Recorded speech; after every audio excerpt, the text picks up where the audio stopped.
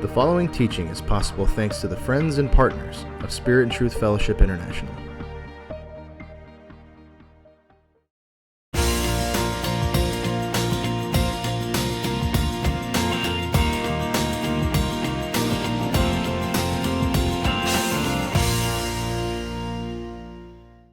Hey guys, here I am out in the woods behind my house. And the reason I chose this setting is because I want to talk about giants. Now, what do these woods back here have to do with the giant? Well, the reason I thought about it is I live in the Pacific Northwest, up in the Idaho Panhandle. I'm about 100 miles from Canada. And up here we've got huge forests. In fact, I can walk from my house all the way through woods to Canada and continue and never come across a human being or civilization because that's how big the woods are out here. So as I was thinking about the woods in regard to giants, we've got a legend up here, and it's called the Legend of Bigfoot. Supposedly this big, hairy, ugly, nasty, smelly primate that lives somewhere out here that hikers and hunters and people occasionally say they've seen or they have found the evidence of Bigfoot from his big footprints. Well, as I was reflecting on Bigfoot, I was thinking about the fact that, I'm not necessarily a believer in Bigfoot, but I am a believer in giants in our lives. And what I mean by that is every one of us has some kind of giant that we have to deal with. The giant may be financial problems. The giant might be health issues, cancer, or other health matters. Maybe you're dealing with a giant of an emotional problem. It could be pride, lust, anger, unforgiveness, bitterness. There's all kinds of giants. They come in all different shapes and sizes. Maybe the giant is just a social issue, a relational breakdown, something where you've had betrayal or loss of a loved one or something like that. But the point I'm making is giants are real in that sense. We all have giants in our lives that we have to deal with. And one of the things that I was thinking of is, well, the greatest giant slayer is David when he confronted Goliath. And I was reflecting on the story of David and Goliath, and I was thinking about, well, what are a couple of the lessons we could learn from his life? And the number one thing that came to my mind is you got to confront a giant. A giant is going to stop you, hinder you. It's going to oppose you. It's going to prevent you from moving forward with the things that you really want to get done. Definitely, giants are going to stop you from moving forward with God. And so, David confronted the giant. Now, think of all the other thousands of men, the king, and they were not willing to confront the Goliath. But it's only in confronting the giant that you actually can deal with the giant.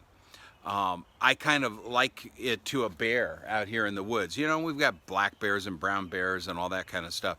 But one of the things you never want to do with a bear is you never want to run from the bear.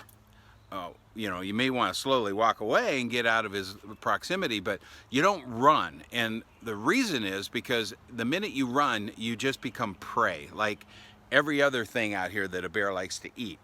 And so what would I do? Well, instead, if the bear is close enough, I'd wave my arms and I'd yell and I'd jump up and I'd go, "Hey, bear, get the heck out of here. Move away from me, bear." Because now I'm going to confuse the bear and he's not going to know what to make out of me. And he's, last thing the bear wants to do is deal with a problem. So he's going to leave, hopefully. And so, when we're dealing with a giant, deal with the giant, confront the giant, look at it head on. And I like to say, you gotta face the giant. The reason you have to face the giant is because if you don't face the facts, then you can't faith the facts, F-A-I-T-H. That's what it says. Abraham faced the facts that his body was almost dead, then he could faith the facts. And that's what we wanna make sure we do too. The other thing I was thinking about is don't try to live with your giant. In other words, don't try to excuse the problems in your life. Don't try to rationalize them. Don't try to, justify it. You can't live with a giant. The nature of the giant is he is in your path. He is going to oppose you like Goliath tried to oppose the armies of God. And so we have got to just not try to accommodate, try to negotiate. You don't do that with a giant. If we got a problem, then, as I said previously, face it and deal with it. But don't excuse it, don't accommodate it, don't negotiate with it. Just, number two, don't try to live with the giant. Another thing that I was thinking about when it came to David was prepared. David had confidence, and that gave him courage. When he heard that giant out there that everyone else heard, and that they were all just quaking and not knowing what to do. But when he heard that giant, it stirred his soul. And the reason it did is because he was like, who is this blasphemer against my God? He's defying the Israels of army. He's defying Yahweh, David's God. And so in doing, the reason David had that courage, though, is, he knew that, first of all, he picked up a weapon he was familiar with. He was familiar with it, and he was prepared. So in dealing with a giant, preparation is a big part of it.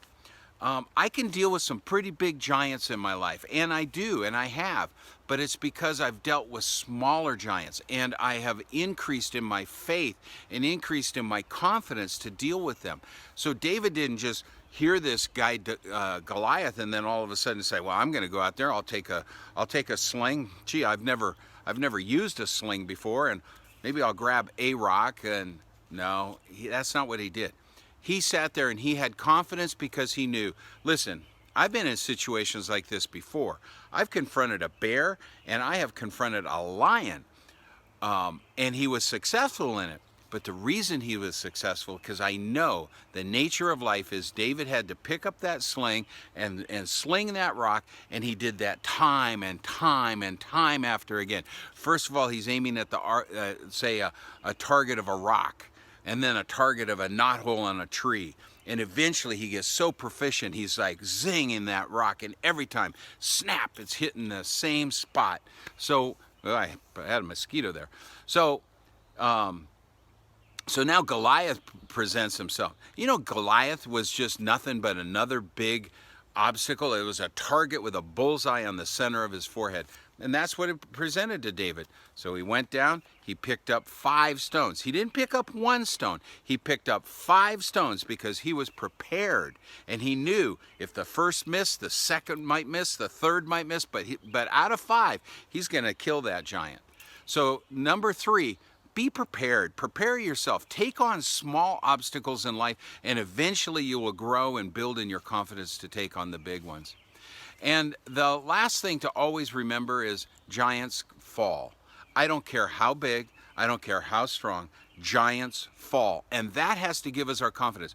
With God, we can overcome anything. With my God, I can scale a wall. With my God, I can overcome the problems and obstacles in my life. Yes, use wisdom, make smart choices, but if we, number 1, confront the giant, don't try to accommodate the giant and live with them.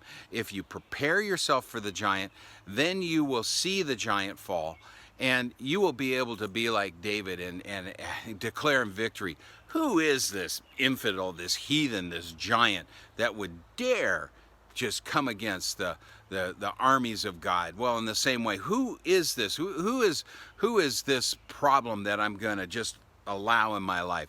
Because with God, I can deal with any situation. There's no situation that is too big or too powerful for you when you're walking with God.